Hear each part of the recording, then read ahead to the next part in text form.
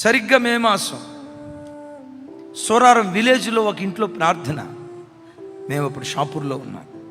షాపూర్ నుంచి సోరారం విలేజ్కి రావడానికి మా దగ్గర ఛార్జీకి డబ్బులు లేవు.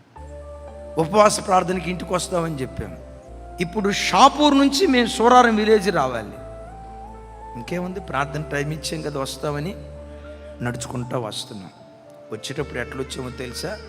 మెయిన్ రోడ్ నుంచి రాలా. ఎందుకు రాలేదంటే జనాలు గుర్తుపట్టి, అన్నోళ్ళు ఏంటి నడుచుకుంటూ వస్తున్నారు, వీళ్ళు ఛార్జీకి డబ్బులు లేవేమో, మా దీన స్థితి చూసి ఎవరైనా సహాయం చేస్తారేమో, అట్లతో జాలితో మనకు సహాయం రాకూడదు, దేవుని ప్రేరేపణతో రావాలి. అటు రాజీవ్ గాంధీ నగర్ చిన్న చిన్న గుట్టల్లో నడుచుకుంటా, మంచి యవ్వన వయసు. ఓ రకంగా అప్పటికి కడుపు నిండా తిని ఎన్ని రోజులు అవుతుందో తెలియదు. ఒక ఇంటికి వెళ్ళాం, ప్రార్థన అయిపోయింది.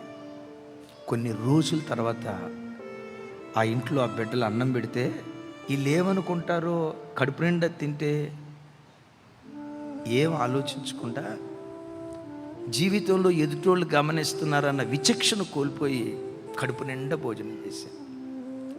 ఆ తర్వాత వాళ్ళు ఏదో కానుకిస్తే సోరారం కాలనీ చౌరస్తా దాకా నడుచుకుంటూ వచ్చి ఆటో మీద షాపూర్ వెళ్ళాం.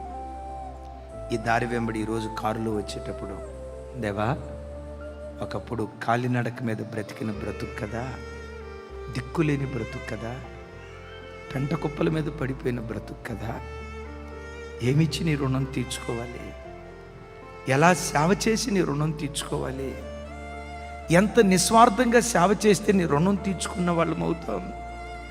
మొద్దన్నం దొరికితే చాలు, మొద్దన్నం కొరకు పట్టెడన్నం కోసం అల్లాడిన దినాలు. ఈరోజు ఫైతంలో ప్రతిరోజు 10 సంఖ్యలో భోజనం చేస్తారు. ప్రతి నెల దేవుని కృప కొన్ని లక్షల రూపాయలు ప్రతి నెల సహాయం చేస్తారు. మీలో ఎవరైనా శ్రమలతో కొట్టబడుతూ ఈ ప్రార్థనకు వచ్చారేమో, బంధకాల మధ్యలో బిగించబడి ప్రార్థనకు వచ్చారేమో, ఆపద మీద ఆపద, అపాయం వెంబడి అపాయం, శ్రమ వెంబడి శ్రమ, ఈ శ్రమల కొలిమిలో నలగొట్టబడుతూ ఏడుస్తూ వచ్చారేమో. చెల్లి, తల్లి, ఓర్చుకో. ఈ శ్రమలు కొంతకాలమే, ఈ శ్రమలు కొద్ది కాలమే. ఈ కొద్ది కాలం నువ్వు ఓర్చుకో. ఒకానొక రోజు దేవుడు నేను నిలవబెడతాడు. నీవు నిలవబెట్టిన తర్వాత గత కాలపు శ్రమలన్నీ, గాయాలన్నీ గేయాలుగా దేవుడు మారుస్తాడు. ఒకప్పటి శ్రమ ఈనాటి సాక్ష్యంగా దేవుడు మారుస్తాడు.